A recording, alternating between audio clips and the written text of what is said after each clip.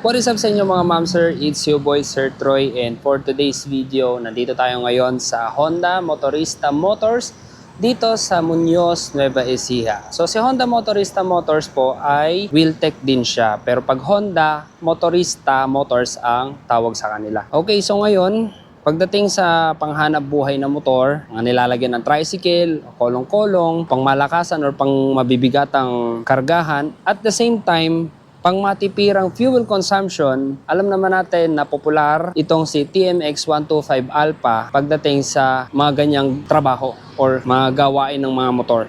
And based din sa experience natin, pag pumupunta tayo ng mga motor show, marami ring nagbibuild talaga nito or yung tinatawag na pan-tricycle, pinapoporma or ginagawang scrambler. So ngayon ipapaliwanag ko sa inyo kung bakit itong motor na to ang dapat ninyong kunin, depende sa inyong paggagamitan. So simulan natin ang video.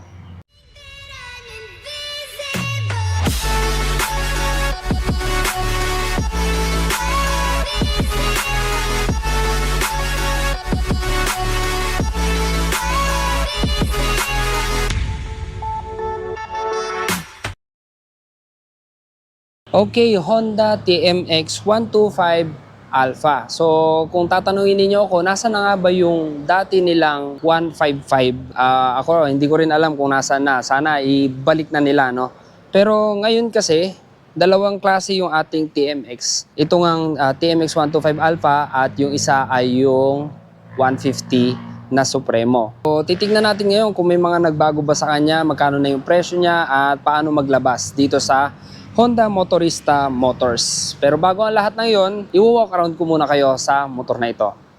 Okay, Honda TMX 125 Alpha. Unahin natin dito sa likuran. Meron pa rin tayong grab bar dito na pwedeng lagyan ng top box or pwedeng pagsabitan ng mga kung ano-anong luggage. Although maikli siya, ayan, halos wala siya isang dangkal, pwede na rin kesa sa wala.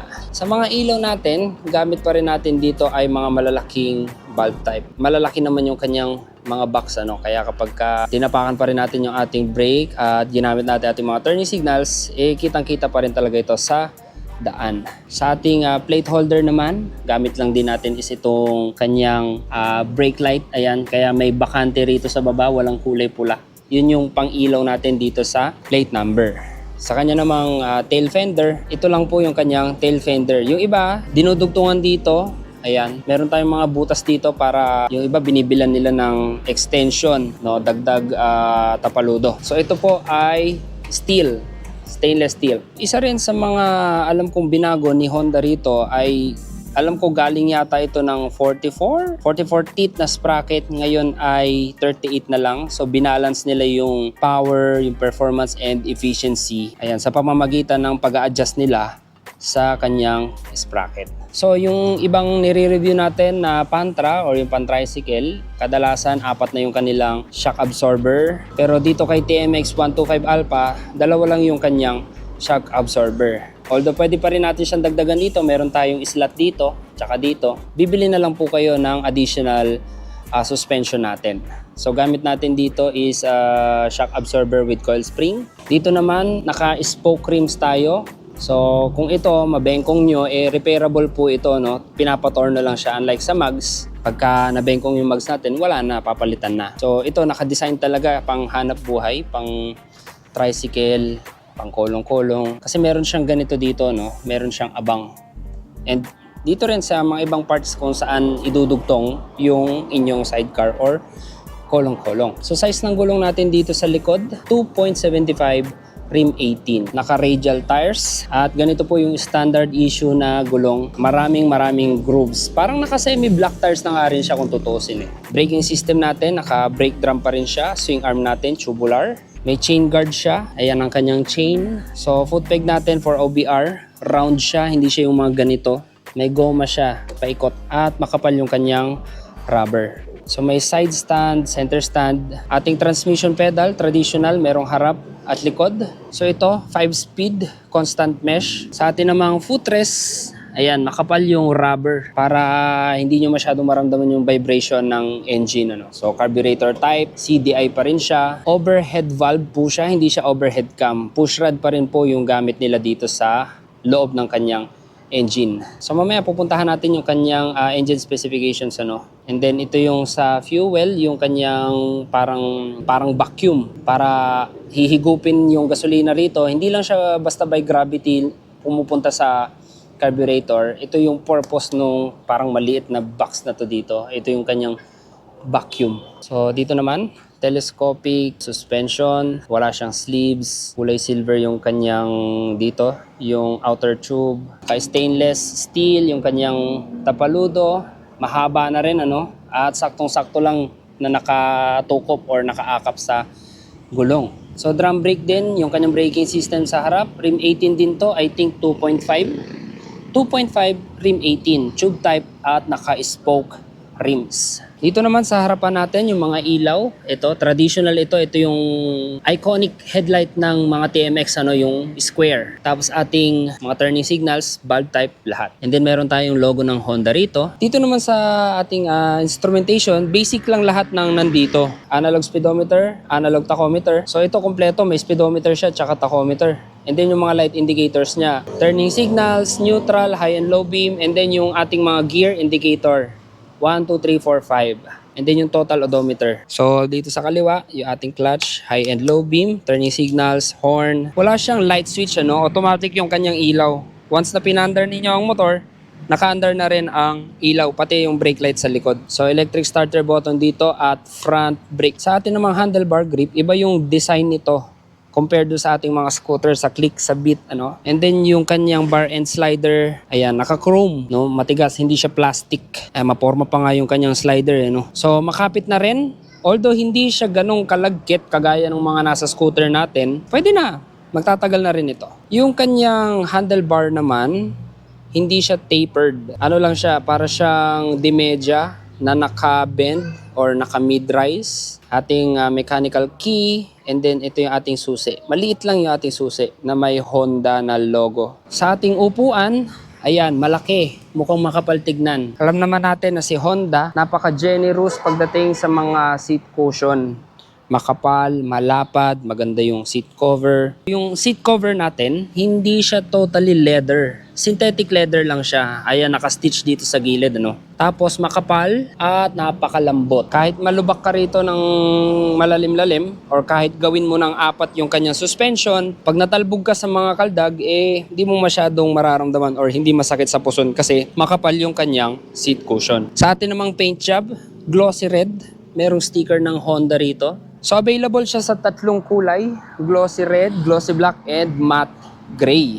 So dito naman sa kabila, ito yung ating exhaust, naka high temp black, merong Honda rito. Meron din siyang heat guard para sa OBR, stainless steel na naka chrome or silver na paint job. And then dito wala tayong heat cover, so bahala ka na kung tumama ang paa mo dyan. And then dito, ayan, open lang din siya. Ating brake pedal, okay na rin. May spike siya, hindi sobrang lapad yung kanyang pedal pero okay na rin. Meron pa rin tayong kickstarter, ito yung ating clutch cable, ayan. At angat na kulay ng engine, pati dito sa crankcase, kulay chrome. Okay, so punta naman tayo sa technical specifications ni TMX 125 Alpha. Si TMX 125 Alpha is 125cc, 4-stroke overhead valve or OHV, kick and click starter, CDI magnetic yung kanyang ignition system, naka-brake drum lahat, harap at likod. So tire size, nabanggit na natin yan, naka-spoke rims. Curb weight niya is 113 kilograms. Magana po ito. Seat height niya 759mm, ground clearance na 156mm, fuel tank capacity 8.6 liters, fuel system niya is carburetor, engine oil capacity 1.1 liter, 5-speed constant mesh. At para naman sa kanyang fuel consumption, umaabot siya ng 62.5 kilometers per liter at 45 kilometers per hour. Constant speed. So, ayan nga guys, nabanggit ko nga kanina na ginawa nilang 38 teeth yung rear sprocket natin from 44 teeth para maging halos almost perfect bike na siya for daily commuting. So, bukod sa ginagawa na siyang pang tricycle, ganyan, pang hanap buhay, pang kolong-kolong, marami pa rin namang gumagamit nito as single. At pagdating naman sa modification ng motor na to, malawak din yung kanyang modification. Maraming pyesa. So, ako personally, meron tayong Honda TMX 125 Alpha. Ito yung ginagamit natin sa ating water refilling station. Ito yung pinangkakarga natin ng tubig. Ayan. At so far, maganda yung performance niya. Matipid at malakas humila. Pag pinapalagyan ng sidecar or kolong-kolong itong TMX 125 Alpha, alam ko pinapalitan yung sprocket nito, no? Pinapalaki para mas bumagay or humila siya ng maganda. So, ganito naman po nakaupo ang isang 5.7 sa 759mm na seat height.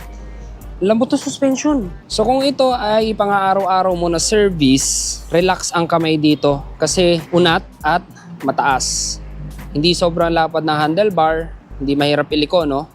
At hindi rin naman sobrang liit.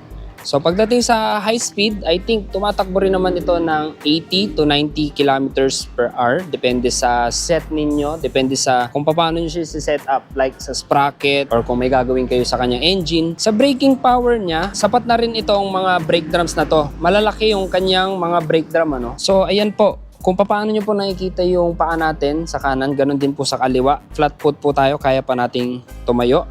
Kung hindi lang sobrang lapad yung kanyang upuan, malamang makakatayo pa tayo. At sa kanya namang timbang na 113 kilograms, magana po ito. Kahit babae or kahit hindi katangkaran na tao ay kayang-kayang buhatin ito. Sa kanya namang price details, ang kanyang standard cash price ay 58,900. Dito po yan kay Honda Motorista Motor sa Muñoz, Nueva Ecija. So ito pong promo, cash price nila ay hanggang September 30. So sana may upload ko ito nitong month ng July. So ngayon po kasi is July 2024. Naka-promo sila hanggang September 30. May mga promo sa down payment at meron din namang promo sa cash. So promo cash niya is 56,900. So lowest down payment niya is 1,400 at monthly installment na 3,099 for 3 years. At para naman sa requirements nila, kung kayo ay mag-installment, ilalagay ko na lang dyan sa description sa ibaba. Okay, so para sa akin, kung hindi naman sobrang kargahang mabigat talaga at hindi mo kailangan ng sobrang tulin na motor, doon ka lang sa fuel efficient, matipid na fuel consumption at malakas na arangkadahan, TMX 125 Alpha na ang para sa iyo. Pero kung kailangan mo talaga ng pangmalakasan, medyo matulin at kahit papano hindi ka nag-aalala sa fuel consumption or sa gagastusin sa gasolina, meron tayong TMX 150 Supremo. Yun, so kung nagustuhan nyo yung video natin at kung may karagdagan kayong katanungan, comment lang kayo dyan sa comment section sa ibaba at sasagutin natin yan agad-agad. So like, comment, share, and subscribe and hit the bell notification para updated kayo pag may bago tayong video. So ride safe and see you on my next one.